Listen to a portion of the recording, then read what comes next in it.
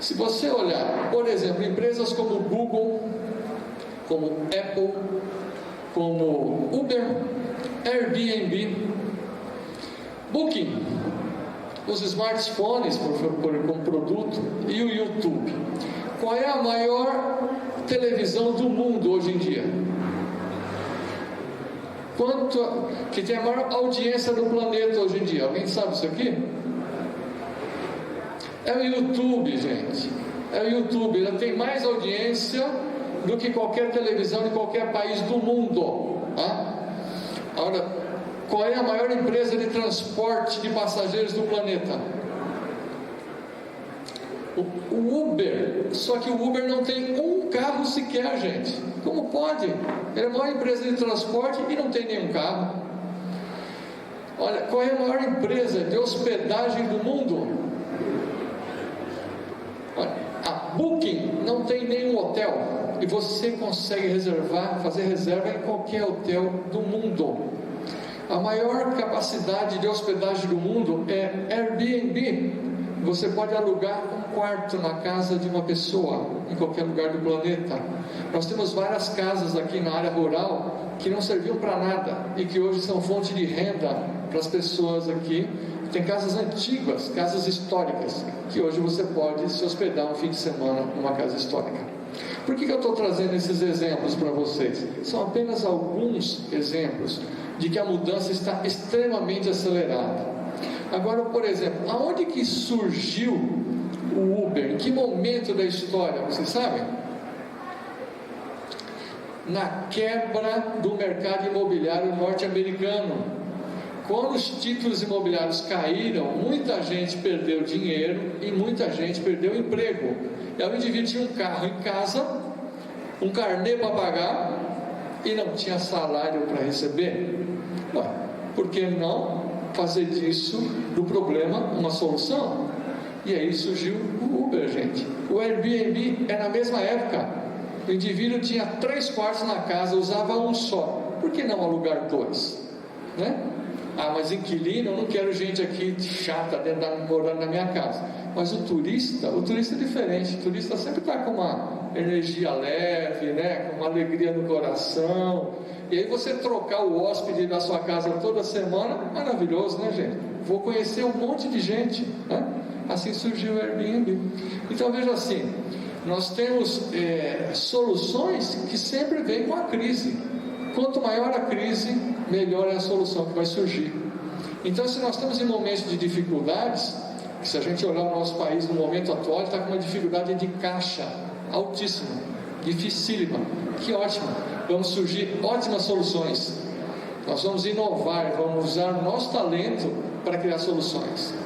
E isso você pode usar em qualquer lugar. Você pode usar na sua profissão, você pode usar na sua carreira, você pode usar com a sua família, nos estudos, né? Eu sempre fui um aluno muito preguiçoso para estudar, né? Então eu desenvolvi o talento de prestar atenção no professor, porque assim não precisava estudar, não prestava atenção na aula, assimilava os conceitos necessários, ia jogar bola, tirava uma nota raspando lá, tirava um 7, mas eu passava, né? Enquanto que muita gente estudava demais e tirava 9, tirava 10, mas ele não jogou bola, eu joguei. Então eu achava que eu saía no lucro. E isso foi uma coisa mesmo, uma inovação de criança. Bom, o nome das ilusões, as ilusões que eu falei que vieram das 4 mentiras, nos levam à ilusão de poder, de domínio, né? Seres humanos querem oprimir uns aos outros, né? E esse é que está o equívoco. Todo político que chega ao cargo político sem o talento de servir, vai ser um mau político. Porque a política existe para servir ao próximo. E se a pessoa vai para lá porque não conseguiu emprego em lugar nenhum, ninguém dava serviço para ele. Antigamente, quando eu era criança, quando falava que uma pessoa não estava desempregada, eu virava vendedor, né? Assim era a coisa. Depois as coisas pioraram, aí virou professor, né? Quando o cara não consegue trabalhar em lugar nenhum, vai ser professor, né? Que é uma vergonha. Mas com a graça do bom Deus, isso vem mudando. E quando a pessoa não consegue ser vendedor, não consegue ser professor, ele vai ser o quê? Político. Então você vê que está tudo de cabeça para baixo. O cara que não sabe fazer nada é aquele que está lá fazendo discurso e se propondo a governar uma nação. E aí deu no que deu, gente. Olha a situação que está no nosso país. Nós precisamos mudar isso. Exemplo, vou falar apenas algumas marcas que um país que na década de 70 tinha o mesmo índice de analfabetismo brasileiro, tá? Que era a Coreia do Sul. O que quer dizer para vocês Samsung, LG, Hyundai? Percebe que são empresas poderosíssimas. Como é que os coreanos conseguiram fazer isso e nós continuamos na mesma situação, um pouquinho melhor que na década de 70? Nós temos a universalidade, né? Existe oferta de sala de aula, mas não existe qualidade de ensino. Nosso povo chegou à idade adulta, analfabeto funcional. A pessoa lê e não entende o que está escrito, então não adianta, porque ele repete as palavras, mas não tem o entendimento do que fazer com aquilo. Pois então, o que eles fizeram foi escola de base. Foi o professor do primeiro ano primário lá ganhar um salário melhor do que o professor da faculdade. Então eles atraíram os talentos para ser os professores da base. Com isso eles mudaram o país deles. E nós só vamos mudar o nosso país quando nós atrairmos os talentos para a base. Porque as pessoas são talentosas, mas todo mundo tem família para cuidar, tem filho para sustentar, e o cara não vai trabalhar por um salário de fome se tem um outro lugar que ele pode ganhar melhor. Ele vai para onde paga mais, é natural. Então, quando a gente trouxer a valorização para o professor primário, aí sim nós teremos a mudança do nosso país. Porque é importante a gente aprender a aprender. Esse é o fluxo da prosperidade universal. Quando você aprende a aprender, ninguém te segura mais. Você se torna um autodidata em qualquer situação que você esteja. Qualquer coisa que acontecer na sua vida serve de aprendizado. Se deu certo, você comemora. Se deu errado, o que eu preciso mudar? O que eu preciso aprender? E aí tudo vai se transformando na sua vida. A transformação para melhor é natural, é espontânea.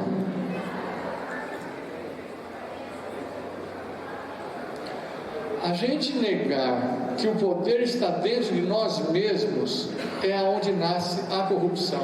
É a corrupção de si mesmo. Porque você imagina, se todos nós, vamos fazer uma leitura aqui, vamos fazer uma leitura no viés,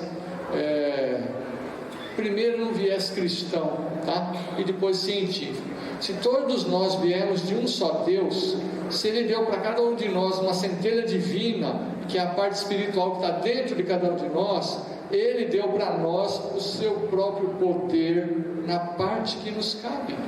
Olha isso, gente, olha que coisa fantástica. Você tem Deus dentro de você, então você negar a si mesmo o poder de tomar decisão e transferir isso para outro é negar o próprio Deus. Posso dizer agora numa outra versão, porque tem gente que não gosta dessa versão cristã. Existe a inteligência universal que governa esse universo. Todas as moléculas existem de uma forma organizada. Todas as células existem de uma forma organizada. Tudo funciona de uma forma organizada. Essa inteligência universal que está em tudo está também em você. Então cabe a você fazer as suas escolhas da sua vida. É você que tem que escolher qual é o seu caminho. E o afastamento desse seu poder de decidir é que tira você do fluxo da vida. Consequentemente, tira você da prosperidade. A prosperidade, ou o fluxo da vida que eu estou me referindo, ele está em você escolher não voar como um pardal. Você já viu o pardal voando? Um passarinho pequenininho que faz um esforço danado para bater asa. Qual a diferença do pardal voando e de uma águia voando? De um condor, de um gavião? A diferença é que as aves grandes, elas pegam as correntes de ar quente e elas planam, elas não precisam ficar fazendo força. Então, você não precisa ficar fazendo força para melhorar, você só precisa achar a corrente. porque você nasceu com talentos únicos. O que você tem capacidade de fazer, ninguém mais no mundo tem capacidade. Tem muita gente que às vezes fala para os filhos: ô pai, por que você não fica muito em casa? Porque eu trabalho muito, eu me mato para sustentar você. Essa é uma informação extremamente destrutiva. Não é por isso que você trabalha. Você trabalha muito porque você é uma pessoa capaz, e o que você faz, outra pessoa não pode fazer, porque você é único. Toda vez que nasce um ser humano é único e nunca vai ter de novo outro ser igual àquele. E se você tem os seus talentos únicos e você reconhecer e pôr em prática, você vai contribuir para o crescimento seu e das outras pessoas, naturalmente. Mas isso que aconteceu com você, não aconteceu só com você. Isso aconteceu com todo mundo. Você, até os 5 anos de idade, você ouviu 100 mil nãos na sua vida. E esses 100 mil nãos te deu a sensação de que você estaria errado, que você não era bem quisto. E as pessoas que falaram esse não para você, muitas vezes eram pessoas que te amavam. Pais, mães, cuidadores. Mas o pior que ouvir 100 mil nãos é o que nós vivemos em grande parte hoje, que é o pode tudo. A criança que pode tudo é um futuro fracasso, porque não existe pode tudo. Existe sempre um degrau. Para você subir uma escada, você vai pisar de degrau em degrau, e cada degrau é um não, e você pisa, supera e vai para o próximo. Então é importante, você fala assim: mas se eu disser não, ele chora. Explica o motivo. As crianças estão cada vez mais capazes de entender, desde que você explique o motivo. Não porque não, como meus avós falavam, não serve. Agora, não porque é isso, porque é perigoso. Explique o motivo, a criança vai entender. Não tem porquê ela não entender. Muito bem, outras coisas que levam a gente a não querer mudar. Acho que a primeira é o TPM. Sabia que o homem tem TPM também, gente? Não é só mulher. TPM, o psicólogo Dirceu Moreira apresentou, é o transtorno da preguiça mental, né? Isso está espalhado para tudo que é lado. E aí a gente vai se conformando. Não, a vida é assim mesmo.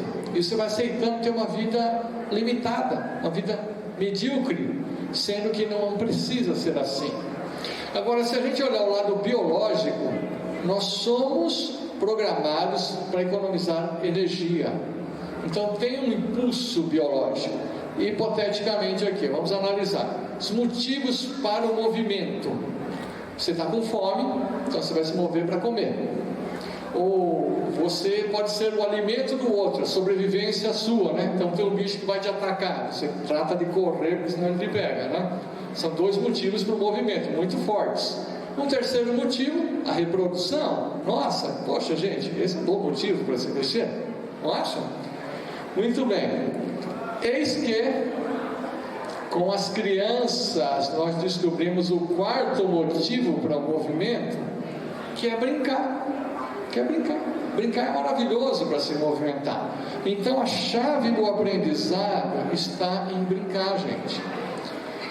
Se a gente brincar, a gente sai da ilusão da incapacidade e vai acessar dentro de nós a capacidade, os nossos talentos que estão disponíveis. Então o empresário, o pai, o professor, o líder, ele precisa permitir que o seu grupo manifeste os seus pensamentos, por mais malucos que sejam. A decisão vai ser dele, sempre. Mas ele toma a decisão depois de ouvir o colegiado. A chance dele encontrar inovação é muito grande. Se ele não ouvir o colegiado, ele for querer saber tudo da sua própria cabeça, sempre vai estar limitado. Só que a união de 10 cérebros é muito mais do que 10. Dá um efeito multiplicador infinito dos potenciais. Agora, para a gente prosperar, a primeira coisa que precisa acontecer é a decisão de se melhorar. Porque para mudar o mundo, o primeiro lugar que a gente precisa mudar, onde que é? A gente mesmo. Quando você se melhora, você melhora o mundo. Quando você se melhora, você melhora o mundo. Eu falava com as minhas filhas adolescentes, né? Vamos mudar o mundo, vamos pai, e agora? Então vamos começar por onde? Arruma o seu quarto. Aí eles ficavam bravos comigo, né? Mas é pela arrumação do seu quarto que você começa a mudar o mundo. Pela arrumação da sua cama que você começa a mudar o mundo. Você precisa ter uma cama arrumada para voltar. A decisão de aprender a aprender. E nós precisamos considerar que aprender não é gostoso, gente. Transformar o aprender numa coisa agradável é uma coisa que cabe ao líder, cabe ao professor. Como transformar o aprendizado em algo agradável. E isso vai desenvolver clareza, porque a gente tem liberdade de pensar diferente, de se comportar diferente, de expor diferente. A única certeza que é válida na vida é a certeza espiritual, a certeza da conexão. Todo o restante é dúvida. Tudo pode mudar a todo momento. Porém, se você prestar atenção em si mesmo e o que está em volta, você vai notar que o que está à sua volta é o reflexo do que está dentro de você. Então, se há pobreza material no mundo, é porque há pobreza interior no ser humano. Quando a gente mostrar para o ser humano que ele é rico, e ele perceber que ele é rico, ele pensar como rico, ele vai ter ideias que solucionam, e não ficar preso em problemas.